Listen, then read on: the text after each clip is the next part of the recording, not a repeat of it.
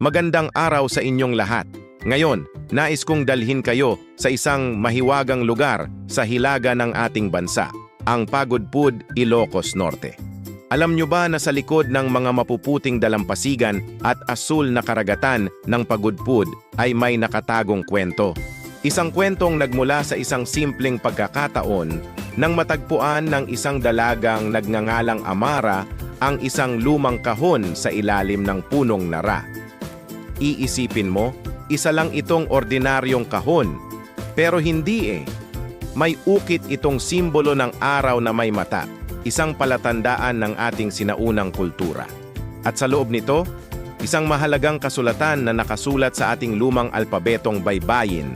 Napakaganda ng pagkakasali ng kwento. Alam nyo ba kung saan nagmula ang pangalang Pagudpud? Galing ito sa salitang Ilocano na pudpud, isang salitang sumasalamin sa pagod at sakripisyo ng ating mga ninuno. Pero hindi lang iyon ang kwento. May mas malalim pang lihim ang bayang ito. Sa bawat sulok ng Pagudpud, mula sa misteryosong Bantay Abot Cave hanggang sa makabagong Patapat Viaduct, sa mapayapang South Beach at sa malawak na Blue Lagoon, may nakatagong mga simbolo at palatandaan. Parang isang mahiwagang puzzle na naghihintay matuklasan. Pero alam niyo ang pinakamaganda sa kwentong ito? Hindi ito tungkol sa kayamanan o ginto.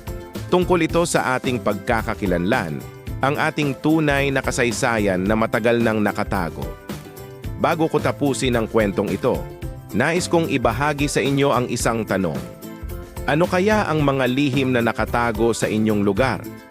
Ano ang mga kwentong naghihintay matuklasan? Kung nagustuhan nyo ang kwentong ito, huwag kalimutang pindutin ang subscribe button at i-like ang video na ito. Ibahagi rin sa inyong mga kaibigan para sama-sama nating tuklasin ang mga nakatagong kwento ng ating bayan. Maraming salamat sa pakikinig. Hanggang sa muli mga kaibigan, ingat po tayong lahat.